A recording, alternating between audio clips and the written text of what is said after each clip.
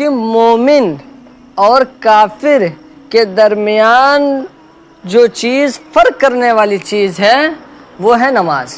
یعنی ایک مومن اور ایک کافر کے درمیان اب کون انسان مومن ہے، اب کون انسان کافر ہے، وہ بعض لوگوں کو تو نہیں معلوم، مگر یہ فرق کرنے والی چیز نماز ہی ہے. یعنی جو انسان نماز پڑھتا ہے وہ مومن کے کیٹیگری میں آتا ہے، جو انسان نماز نہیں پڑھتا ہے وہ کافروں کے کیٹیگری میں آٹومیٹک چلا جاتا ہے.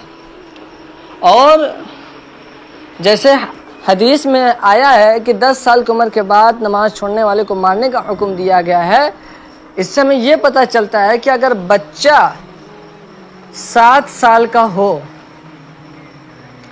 اور اس کے ماں باپ اسے نماز کے لیے عادات لگائیں، نماز سکھائیں، نماز کی اہمیت بتائیں، نماز کے لیے اس کے دل میں دلچسپی پیدا کریں اور نماز کے لیے اسے حکم دیں کہ بیٹا نماز پڑھو.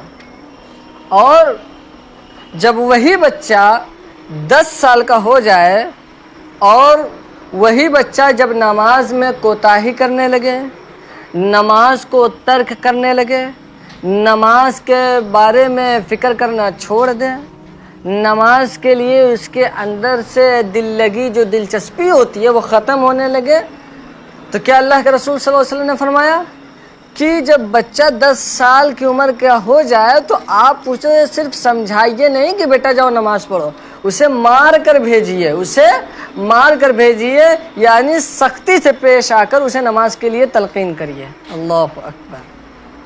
آج ہم اور آپ اپنے آپ کو دیکھیں، کیا ہماری عمر 10 سال سے چھوٹی ہے؟ اور جو اسلام، جو دین، جو اللہ، جو رسول یہ ہمیں سکھا رہے ہیں بچپن سے ہی کہ نماز بہت اہمیت ہے، نماز کی بہت اہمیت ہے، اس کے باوجود بھی ہم نماز کو بالکل ہلکے میں لیے ہوئے ہیں، نماز کو چھوڑ دیتے ہیں، ہمیں ایسا لگتا ہے کہ ہم نے کچھ کیا ہی نہیں. اور جب ہم بے نمازی ہوں گے تو ہمارے بچوں میں نماز کی دلچسپی کہاں سے آئے گی؟ ہمارے گھروں کے اندر نماز کے لیے دلچسپی کہاں سے آئے گی؟ ہمارے فیملیز کے اندر، ہمارے جو پریوار کے لوگ ہیں، سدسیہ لوگ ہیں، ان لوگوں کے اندر دین سے ریلیٹڈ کہاں سے محبت پیدا ہوگی؟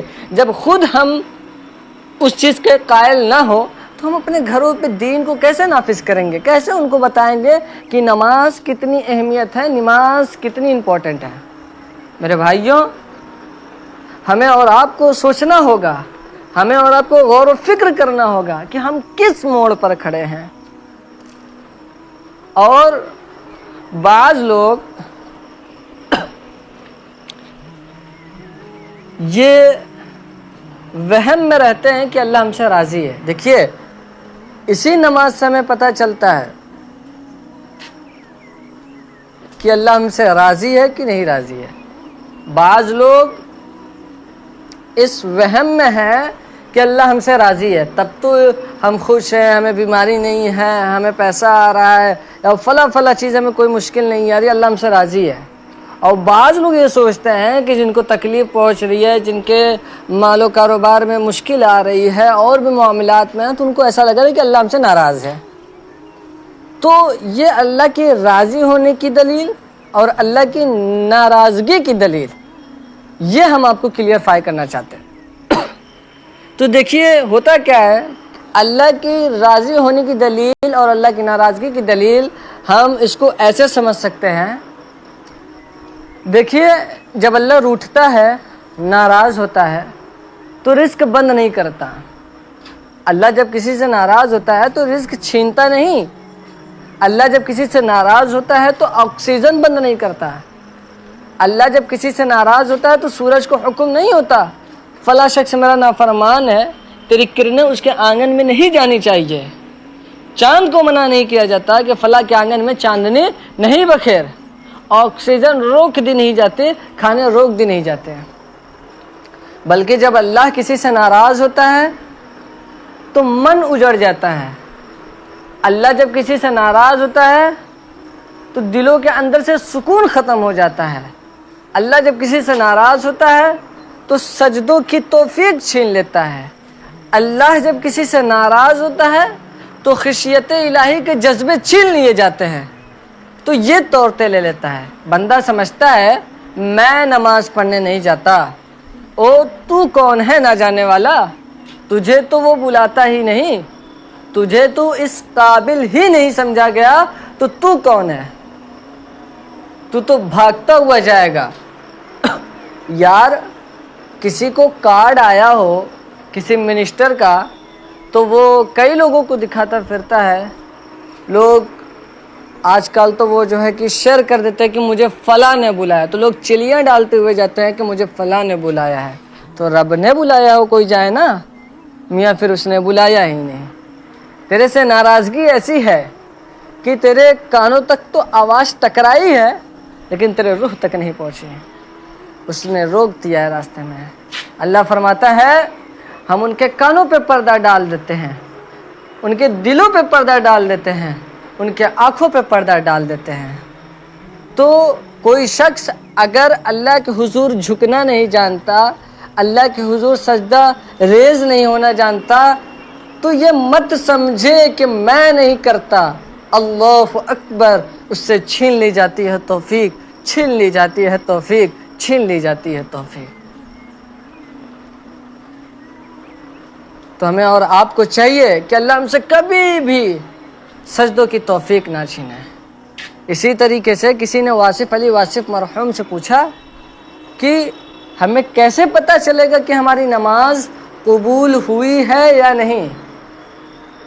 تو انہوں نے کہا تھا ایک نماز کے بعد دوسری عطا ہو جائے تو سمجھو پہلی قبول ہو گئی۔ یعنی ایک نماز کے بعد دوسری نماز اگر مل جائے، عطا ہو جائے، تو سمجھو پہلی قبول ہو گئی۔ تو نمازوں کا مل جانا، سجدوں کا توفیق کا نصیب ہو جانا، یہ اللہ کی رضا، اللہ کی خوشنودی کی دلیل ہے، اور سجدوں کی توفیق کا چھن جانا یہ اللہ کی ناراضگی کی دلیل ہے۔ ہم اور آپ دیکھیں کہ ہم کس موڑ پر کھڑے ہیں، کیا اللہ ہم سے راضی ہے، کیا اللہ ہم سے ناراض ہے؟ دیکھیے دولت تو کفار کو بھی ملتی ہے،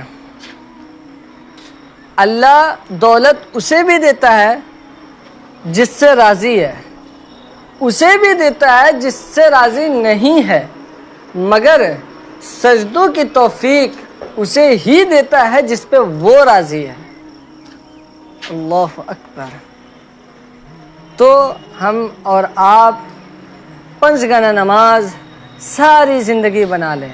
دیکھیے نماز قضا نہ ہونے پائے، قیامت کے دن بے نمازی، جو بے نمازی ہوگا، بے نمازی اس صف میں کھڑا ہوگا جس صف میں نمرود کھڑا ہوگا، جس صف میں حامان کھڑا ہوگا، قارون کھڑا ہوگا، شداد کھڑا ہوگا۔ کوئی ہمیں بتائے، ہم میں سے یہ کوئی گوارہ کر سکتا ہے ہم اس صف میں کھڑے کر دیے جائے جس صف میں دشمنان خدا کھڑے ہوں؟